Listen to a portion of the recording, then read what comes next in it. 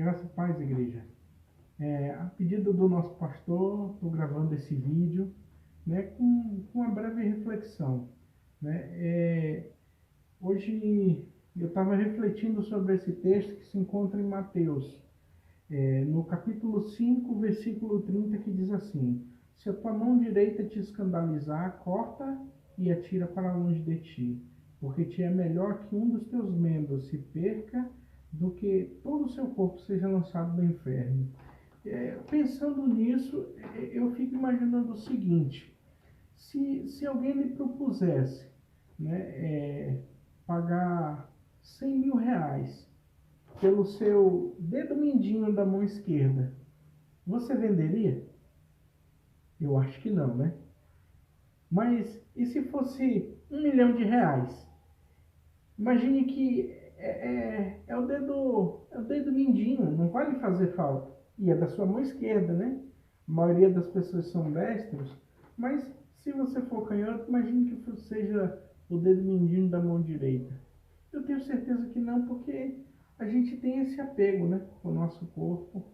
Eu duvido que algum de nós, né, a não ser que tivesse numa situação muito difícil, mas numa situação normal, né, eu duvido que algum de nós topasse vender qualquer parte do corpo que seja, por qualquer dinheiro que seja, né?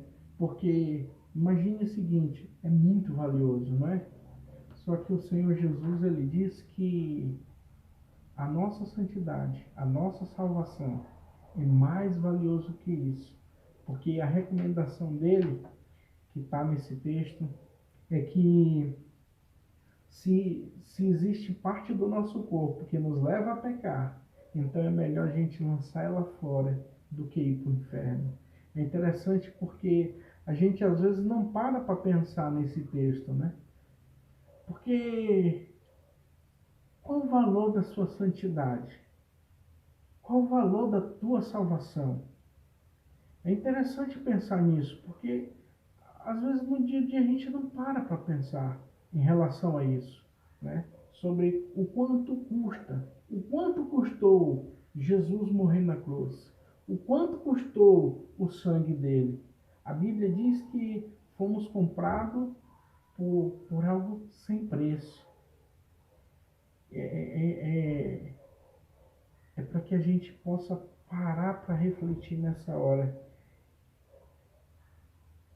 Eu te convido a ler mais um texto. Hebreus capítulo 12, versículo 4.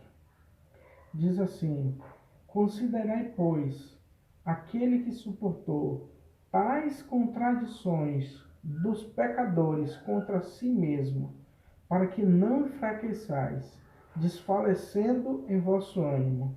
Ainda não resististes até o sangue, combatendo contra o pecado.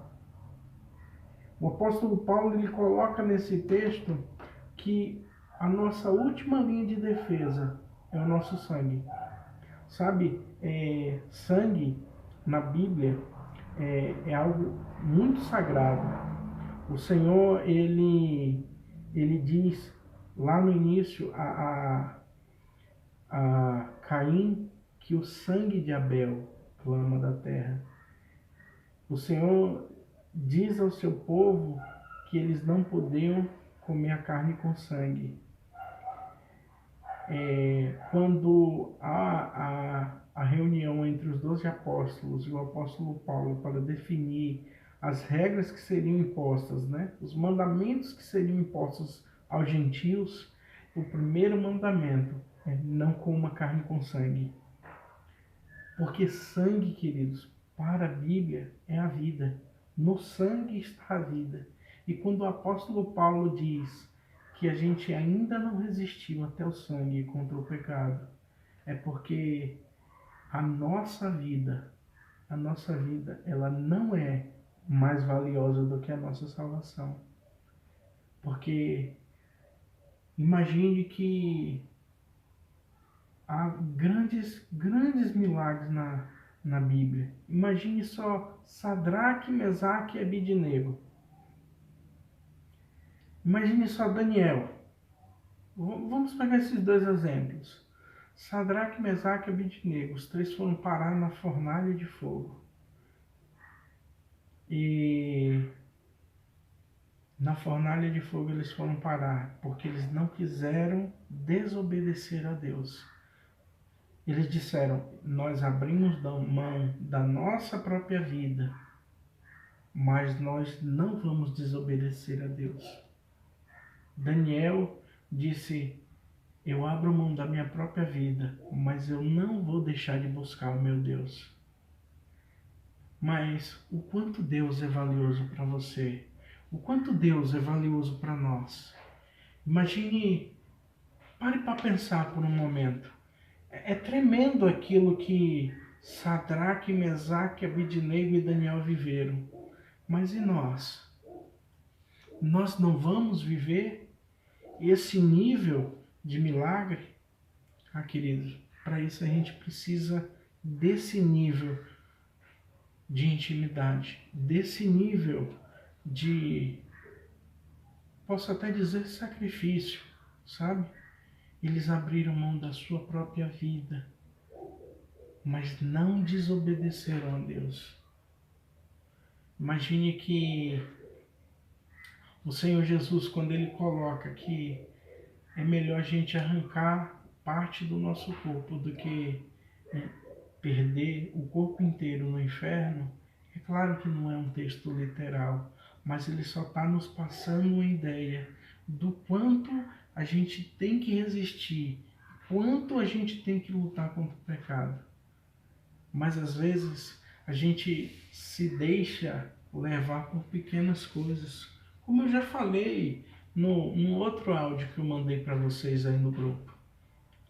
Às vezes a gente é como aquele pequeno inseto que cai no unguento do perfumador, sabe? Que cai no perfume e estraga. Às vezes aquele pequeno lapso, sabe? Aquela pequena coisa que a gente faz de errado, mas que mancha a nossa vida, que macula a nossa intimidade com Deus. Que nessa noite, queridos, você possa refletir sobre isso. Eu quero te convidar a refletir sobre essa questão, né? Qual o valor da sua santidade? Qual o valor da sua salvação? Talvez você esteja dizendo assim, eu não preciso mais me sacrificar. Jesus morreu na cruz, o sacrifício foi pago. Querida, é verdade. Jesus morreu na cruz. Mas ele mesmo, antes de morrer, disse que é melhor a gente sacrificar um membro nosso do que irmos inteiramente para o inferno.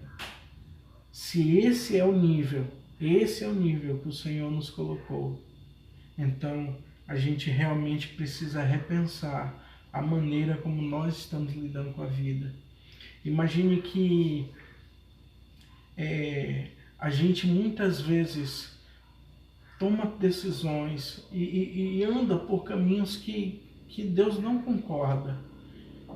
E muitas vezes a gente usa de maneira errada um texto, a gente coloca um texto de maneira errada, que é aquele texto onde Jesus está com os apóstolos no jardim do Getsemane, né, e ele deixa eles ali e diz, fiquem aqui e orem. E ele vai um pouco mais distante para orar, e quando ele volta, eles o encontram dormindo. Então ele se dirige a Pedro. Pedro, nem uma hora podeis vigiar tu comigo, podeis tu interceder comigo. Aí ele diz assim, tomem cuidado, vigiai, porque na verdade o espírito está pronto, mas a carne é fraca. E aí a gente usa esse texto como justificativa para pecar. Irmão, a carne é fraca. Só que assim, a gente usa isso da maneira errada, irmão. Porque se a carne fosse fraca, a gente não pecaria. Na verdade, quando a gente usa isso, a gente está dizendo que a carne é forte. E é justamente porque a carne é forte que nos leva a pecar. Você sabe o que Jesus quer dizer naquele texto? Na verdade, ele está dizendo assim, o espírito está pronto. A aquilo que há em nós, que nos liga com Deus, o Espírito, sabe? Que a Bíblia diz que o Espírito testifica no Espírito. O Espírito já está pronto, a nossa nova natureza, mas a nossa carne, ela é fraca. Por quê? Quando nós entramos num lugar de busca, quando nós entramos num lugar de intercessão, quando a gente entra num lugar onde nós vamos nos encontrar com Deus, aí a nossa carne sente. É nessa hora que a carne começa a querer dar para trás. É nessa hora que a gente pensa que não vai conseguir. Imagine só, quantas noites você já perdeu em claro? Quantas noites você já passou bebendo? Quantas noites você já passou em balada? Quantas noites você já perdeu em festas? Quantas noites você já perdeu maratonando série? Quantas noites você já perdeu assistindo filme ou conversando com os amigos? Mas imagine que quando você pega a sua Bíblia, quantas noites você já passou lendo a Bíblia? Quantas noites você já passou orando ao Senhor e buscando a Ele? Quantas noites você já passou? Eu tenho certeza que nenhuma. Porque quando a gente pega a Bíblia, é impressionante, não precisa nem estar de noite, irmão. Quando a gente pega a Bíblia, mesmo de manhã para ler, logo nos vem sono. Quando a gente dobra o nosso joelho para orar, a primeira sensação que vem é sono. Mas essa é a grande questão. Porque quando nós nos aproximamos dele, a carne sabe que ela está se aproximando do lugar aonde ela vai morrer. Ela sabe que ela está indo para a cruz e ela se rejeita. E é justamente nessa hora que ela esmaece. É justamente nessa hora que ela adormece. É justamente nessa hora que ela não quer ir para lá. Mas ainda assim, o Senhor espera de nós que nós possamos buscar a Ele. Sabe, irmãos, na oração que o Senhor, no modelo de oração que o Senhor nos deixou, nos ensinou, Ele nos ensina a orar ao Pai, pedindo que não nos deixe cair em novas tentações. Quantas vezes você tem feito isso? Quantas vezes você tem buscado a Deus, te pedindo para te fortalecer, para que você não venha cair em novas tentações? Se você ainda não faz, querido, passe a fazer isso. Sabe, existe recursos ao nosso dispor que muitas vezes nós não usamos. A Bíblia, principalmente no Novo Testamento inteiro, existem vários textos falando sobre os recursos da graça. A graça está ao nosso dispor, mas nós precisamos nos achegar a ela, diante do trono de Deus, buscando essa graça, para que nós possamos ser alcançados por essa graça. Que essa graça maravilhosa, que essa misericórdia maravilhosa que está ao nosso dispor, possa te alcançar nessa noite. Que verdadeiramente o Senhor possa te dar graça, para que você possa buscar a Ele cada dia mais e mais. Que você, a partir do momento que você termine de ver esse vídeo, que você possa dobrar o seu joelho e buscar o Senhor. Buscar o Senhor como você nunca buscou. E eu tenho certeza que muitas coisas ainda está oculto e secreto que você ainda não sabe, mas Deus anseia para te revelar. Deus te abençoe, queridos. Graça e paz. Deus te abençoe.